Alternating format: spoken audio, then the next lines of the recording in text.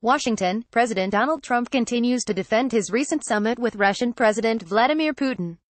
Trump said Monday on Twitter that he made no concessions to Putin in their meeting last week. The president's performance got a negative review in the latest Washington Post-ABC News poll, which found that 50% of Americans disapproved of his handling of the summit, compared to 33% who approved. Trump has been on the defensive over the summit since returning from Helsinki, especially during a key moment when he was asked about Russian meddling in the 2016 U.S. presidential election as Putin stood beside him. "My people came to me, Director of National Intelligence, Dan Coats came to me and some others, they said they think it's Russia," Trump said at his joint news conference with Putin.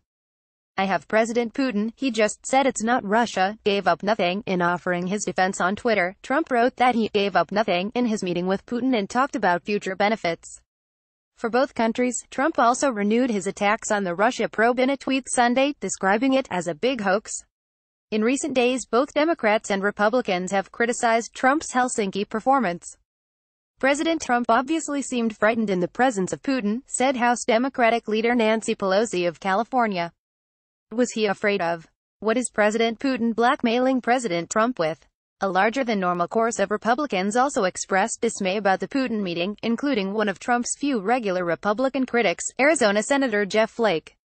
"We have indulged myths and fabrications and pretended that it wasn't so bad, and our indulgence got us the capitulation in Helsinki," Flake said in a speech on the Senate floor. U.S. President Donald Trump left, and Russian President Vladimir Putin arrived for a one-on-one meeting at the presidential palace in Helsinki, Finland, July 16, 2018. Trump defenders spoke up as well, including 2016 Republican rival and Texas Senator Ted Cruz.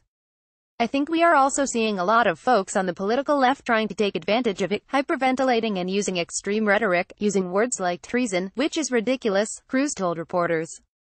"It was a mistake. He shouldn't have said what he said." Tougher stance after several days of criticism, Trump issued a stronger statement on the threat of Russian interference in this year's midterm congressional elections.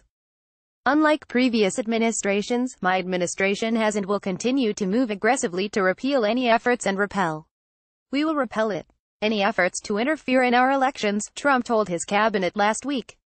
Trump's summit drew strong reactions from voters around the country as well. "Putin is almost like an evil genius in a way. He is very manipulative and he knows what he's doing, and I think Trump really got played," said one Trump critic interviewed by VOA's Russian service in New York City. Trump supporters were quick to jump to his defense. "I think it all boils down to, point blank, a sore loser. And they are just grasping at straws," said a woman, interviewed by Associated Press Television, outside a coffee shop in Mississippi. U.S. President Donald Trump left, and Russian President Vladimir Putin shake hand at the beginning of a meeting at the presidential palace in Helsinki, Finland, July 16, 2018. Lasting damage. Analysts continue to debate whether Trump has hurt himself politically.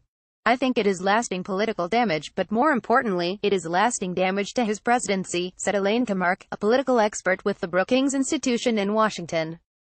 "It raises very, very serious questions about either his competence or his integrity, and neither one is something you want to question in a president." Kamark argued the summit could have an impact on both Trump critics and supporters. "There are people who have been suspicious of the president from the beginning who are outraged at his behavior with Russia," she said. "And there are people who have wanted to believe him and are for him, and many of them are mystified. Watch, Trump-Putin poll given Trump's loyal political base, will many of them be swayed?" John Fortier of the Bipartisan Policy Center is not so sure. "The average Republican voter is with Donald Trump," he said. "The elites of the Republican Party are very split on him, but the average Republican voter believes in him." In addition to the recent Washington Post-ABC News poll, a survey by CBS News found only 29% approved of Trump's handling of the summit, while 56% disapproved. Among Republicans in the CBS survey, 68% approved compared to only 21% who disapproved. In the latest Wall Street Journal-NBC News poll, 45% of those surveyed felt Trump's relationship with Putin was too friendly, while 29% disagreed and 26% had no opinion. So it remains an open question as to whether the summit will actually move voters in one direction or another, or simply be added to the long list of issues for them to sift through before midterm congressional elections in November.